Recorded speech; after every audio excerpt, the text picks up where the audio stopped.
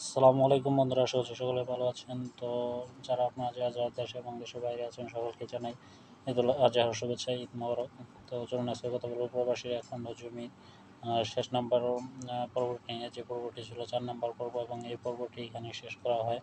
তো চলুন এই ভিডিওতে এই 4 নাম্বার পর্বটি নিয়ে এবং সকল 1, 2, 3 এবং 4 এই 4টি নাটকের এই নাটকের 4 খণ্ডের যে মূল গল্পটি ছিল সেই বিষয়টি নিয়ে এই ভিডিওতে কথা বলবো। তো আপনারা পুরোটা ভিডিও দেখবেন। তো চলুন ভিডিও শুরু করা যাক।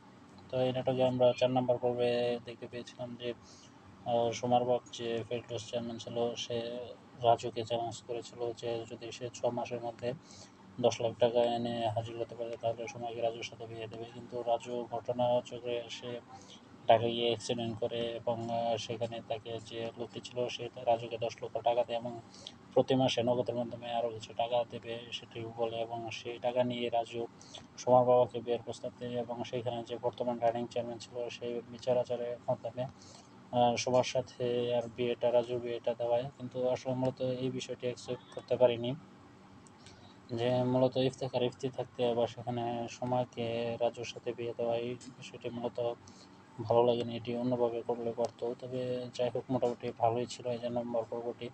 কিন্তু আমরা শেষ পর্যন্ত দেখতে পাই যে সোমা এবং রাজু তাদের মধ্যে বিয়েটা সম্পূর্ণই হয়ে যায় এবং তাদের মধ্যে বিয়ের পরে আমরা এক পর্যায়ে দেখতে পাই। এবং এখানে আরেকটু কথা বলি যে 3 নাম্বার পর্ব এবং 4 নাম্বার পর্বে অনেক কিছুই কেটে দেওয়া হয়। যেখানে 3 নাম্বার পর্বে দেখানো হয়েছিল যে রাজু সে অ্যাক্সিডেন্ট করে, সেটা তো দেখানো হয়, কিন্তু পরবর্তীতে সে বাড়ি ফিরে আসা এবং তাকে টাকা দেওয়া এবং সেখানে আবার তাদের রাজু এবং সুমার বিয়ের এই বিষয়গুলো মূলত ভালো লাগেনি।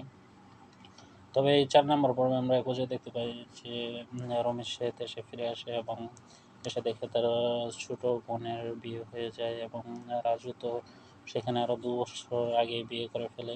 যেই বিষয়টি মূলত মোটামুটি ভালোই লেগেছে। এবং এখানে আমরা আরও দেখতে পাই যে সোমা সে রমেশের সামনে সে দাঁড়াতে পারেনি এবং সে একটু লজ্জা এবং নিজেকে অপরাধী ভাবে এবং সে আসলে তার মূলত কিছু করার ছিল না।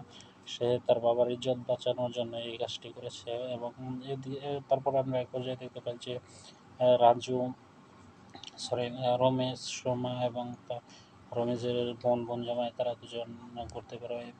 আর এখানে যে ভিউটি ছিল সেটি অসাধারণ একটি ভিউ ছিল। এরপর তাদের নাটক মোটামুটিভাবে চলমান থাকে, সুন্দরভাবে চালানো হয়। কিন্তু মূলত যে নাটকের যে মেন সমস্যাটা হয় সেটা হলো হচ্ছে নাটকের যে টার্নিং পয়েন্টটি ছিল যে রমেশ এবং সোমার সম্পর্ক তার ছোট ভাই মানে সোমার বর্তমান জামাই রাজু সে জেনে ফেলায়। সে জেনে যাবে কিনা সেটা মূলত সন্দেহ করেছিলাম, কিন্তু সেই বিষয়টি মূলত আমার মফিজ সেই বিষয়টি খোলাসা করে এবং সে রাজুকে গিয়ে বলে যে তাদের মধ্যে আগে সম্পর্ক ছিল। এবং এখানে আরেকটি বিষয় যেটি লেগেছিল যে রমেশের বাবা সে রমেশকে সে বিদেশ থেকে যায় এবং তার টাকা পয়সা সেটি রমেশের মা এবং রমেশের বাবা রমেশকে এক দিক দিয়ে দেখা যায় যে তাকে অবহেলাই করে, সেটি মূলত ভালো লাগে না। এবং আমাদের প্রত্যেকটি প্রবাসী এই একটি সমস্যায় যে আমরা বিদেশ থেকে গেলে যে আমাদের যে পরিবারের যে সব পরিবারই একরকম না, যে কিছু পরিবার যে তাদেরকে অবহেলা করে এবং দেখানো করে যে সে টাকা কামাতে পারেনি, তার ছোটো ভাই বা তার বড় ভাই যাই হোক সে দেশে থেকে আরও ভালো টাকা কামায় আনতে পারে। এই বিষয়গুলো মূলত এখানে তুলে ধরা হয়েছে একদম মানে একটা ফ্যামিলির যতটুকু গল্প বা সুন্দরভাবে সামাজিক যে গল্পের মাধ্যমে সেই গল্পটি এখানে তুলে ধরা হয়। তবে নাটকটি অত্যন্ত ভালো এবং সুন্দর ছিল। কিন্তু শেষে যে এই নাটকের যে মূলত যে বিষয়টা যে মনটা ভেঙে দিয়েছিল যে নাটকটাই যে কেমন একটি এলোমেলো করে দেয় এবং সেখানে রাজু আবার সময়কে নিয়ে তার বড় ভাইয়ের সাথে সন্দেহ করে এবং সেখানে আবার আমরা দেখতে পাই যে রমেশ তাকে বুদ্ধি দেয় যে সেখানে সে বাজারে যে জমিটুকু কিনেছে সেটির মধ্যে সে বাড়ি করে এবং বাড়ি করার জন্য বলে। কিন্তু সেখানে আবার আমরা দেখতে পাই যে রমেশের সাথে সমাজের সম্পর্ক সেটি নিয়ে রাজু সন্দেহ করে এবং সোমাকে বলে যাতে সে রাজুর সাথে কথা বলে এবং তাকে বিদেশ চলে যেতে বলে। সেখানে সোমা তাই করে এবং রাজুকে বলে এবং আসলে রমেশকে বলে। তারপর আমরা দেখতে পাই যে রমেশ সে ঠিকই সে তার কথা মেনে সে 2 মাসের ছুটিতে বাড়িতে গেলেও সে ছুটি না কাটিয়ে দেশে চলে যায়। বিদেশে দুবাই চলে যায়।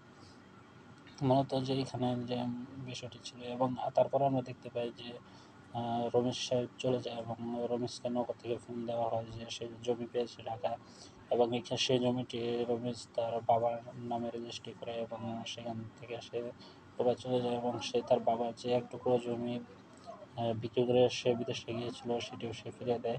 এবং এই নাটকটিতে মূলত যে নগদকে ভালোভাবে প্রেজেন্ট করা হয়েছে। তো এই বিষয়গুলো মূলত তো সব মিলে এই নাটকটি অত্যন্ত ভালো এবং সুন্দর হিসেবে একটা বলা নাটক যায়। ছিল।